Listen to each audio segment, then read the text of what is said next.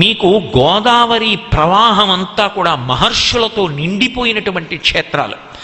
ప్రత్యేకించి గౌతముడి యొక్క స్పర్శ ఎక్కువగా ఉన్నది ఎక్కడ అంటే కరీంనగర్ జిల్లాలో ఉన్నటువంటి ప్రాంతంలోనే గౌతమ మహర్షి గోదావరి ఒడ్డున చాలా కాలం ఆశ్రమ నిర్మాణం చేసుకుని తపస్సు చేసుకున్నట్టుగా కూడా చారిత్రక సాక్ష్యాలు కనపడతాయి.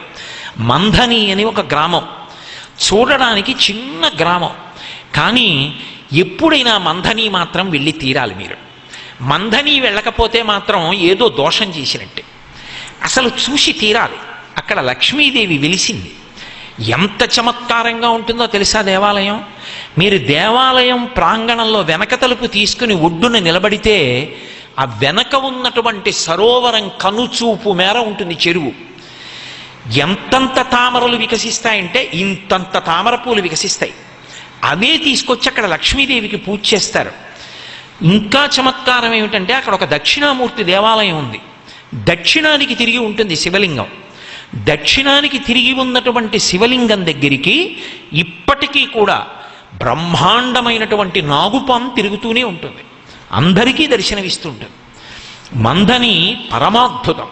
గోదావరి ఒడ్డున కోరి కోరి వెలిసి, అసలు మంథని నేను చెప్పలేను, దాని వైభవం ఏమో అనుకున్నాను. కానీ నేను ఆ మంథని వెళ్ళి తెల్లబోయాను. ఆ మంథనిలో ఇప్పటికీ కూడా మీరు 1000 మంది బ్రాహ్మణులకు భోజనం పెడతాను అని సంకల్పం చేస్తే 1000 మంది బ్రాహ్మణ కుటుంబాలు, 1000 మంది బ్రాహ్మణులు మీకు వెంటనే దొరుకుతారు భోజనం పెట్టడానికి. చిత్రం ఏమిటంటే తెల్లవారేటప్పటికి ఎవరింటి అరుగు మీద కూర్చుని వాళ్ళు సంధ్యావందనాలు చేసుకుంటూ ఉంటారు. బ్రహ్మాండమైనటువంటి గౌతమి ప్రవాహం. అక్కడే చూడడానికి చాలా బాధ వేసిందనుకోండి, దేవాలయం అంతా పూర్తిగా శిథిలం అయిపోయింది. గౌతమ మహర్షి తపస్సు చేసి ప్రతిష్ఠ చేసినటువంటి అద్భుతమైనటువంటి దేవాలయం శిఖరం మీద ఉంటుంది. అక్కడి నుంచి చూస్తే గోదావరి అద్భుతమైనటువంటి ప్రవాహం. గోదావరి ప్రవాహం ఒడ్డున ఎన్ని ప్రఖ్యాత క్షేత్రాలు వెలిశాయి అన్నది నేను చెప్పవలసి వస్తే కొన్ని నెలలు నేను ఉపన్యాసం చెప్పవలసి ఉంటుంది.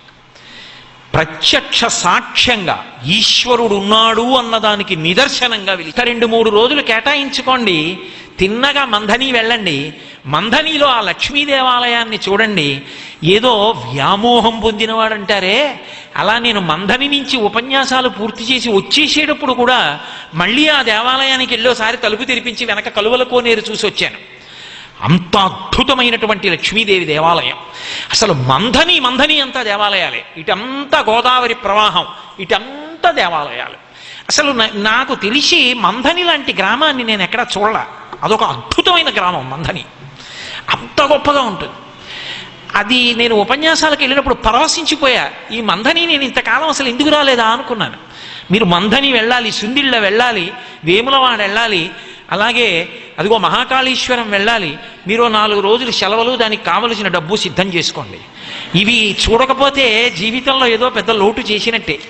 గోదావరి పరివాహక ప్రాంతం అంత సుసంపన్నం.